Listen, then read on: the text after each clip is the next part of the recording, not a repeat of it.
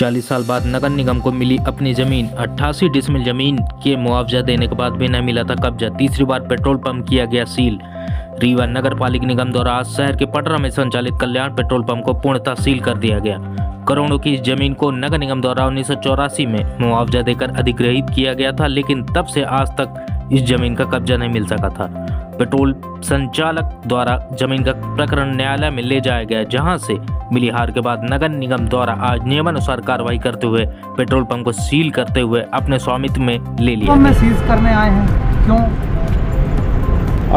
नहीं, हम इसको सीज नहीं कर रहे हैं। हम इसको जो डिलीवरी बंद की गई है, प्रशासन ने इसको सीज किया है, उसके सहयोगी के रूप में उपस्थित हुए हैं। जिस तरीके से आज इसको लॉक किया जा रहा है, तो क्या होता है? प्रक्रिया किस तरीके से आप लोग?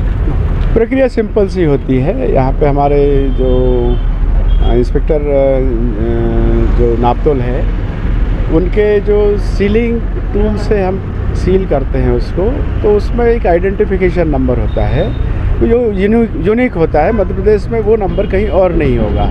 जो सील है हमारी इंटैक्ट रहेगी। जब कुछ निराकरण होता है न्यायालय से या प्रशासनिक दृष्टि से, तो फिर उसका खोला जाएगा। क्या नाम है आपका? मैं विजय कुमार खातरकर, सहायक नियंत्रक नापतोल। ये आज आप पेट्रोल पंप सीज करने आ रहे हैं जी, क्यों सीज किया, थोड़ा सा विस्तार से बताओ। सर ये हमारे सुधार न्यास के स्वामित्व की ज़मीन है। वर्तमान में नगर पालिक निगम रीवा इसका स्वामित्व में है। ये 1984 जनवरी में अधिग्रहित की गई थी। ये निजी ज़मीन थी। 109 खसरा नंबर, इसमें 88 डिसमिल ज़मीन थी सुदर्शन कुमार जी की। उनको पूरा विधिवत मुआवजा दिया गया और उन्होंने मुआवजा लेने के पश्चात इस ज़मीन का हमें अग्रिम आधिपत्य दे दिया। पेट्रोल पंप पहले से ही संचालित था, उनका कुछ एग्रीमेंट रहा होगा। तो जब ये हमारे ज़मीन कब्जा में आ गई तो हम लोगों ने इसके खाली कराने का प्रयास किया। तो भारत पेट्रोलियम और संचालिका कल्याण मेसर्स कल्याण पेट्रोलियम, ये दोनों सिविल न्यायालय में चले गए। माननीय न्यायालय द्वारा अगस्त 2021 में इनका दावा खारिज कर दिया और हमारे यानी ज़मीन के स्वामित्व का उन्होंने पुष्टि कर दी। इसके बाद हम लोगों ने 4 सितंबर 2021 को इसको सीज किया। किन्हीं कारणों बस भारत पेट्रोलियम वहाँ गए तो उनको कोर्ट से ये लगा इनका खोल दिया जाए और इनको नियमानुसार इनको ज़मीन आवंटन का प्रस्ताव दिया जाए। इन्हें नियमानुसार ज़मीन आवंटन का प्रस्ताव भेजा गया। 25 जनवरी 23 से लेके इनको 4 प्रस्ताव भेजे गए। इसके बाद जब ये नहीं माने तो 9 सितंबर 2024 को पुनः सील कर दिया गया। इसके बाद फिर 19 सितंबर को ये आए, इन्होंने एक प्रपोजल दिया कि साहब आपका जो प्रस्ताव था हमें स्वीकार है, हमें वो ज़मीन दे दिया जाए।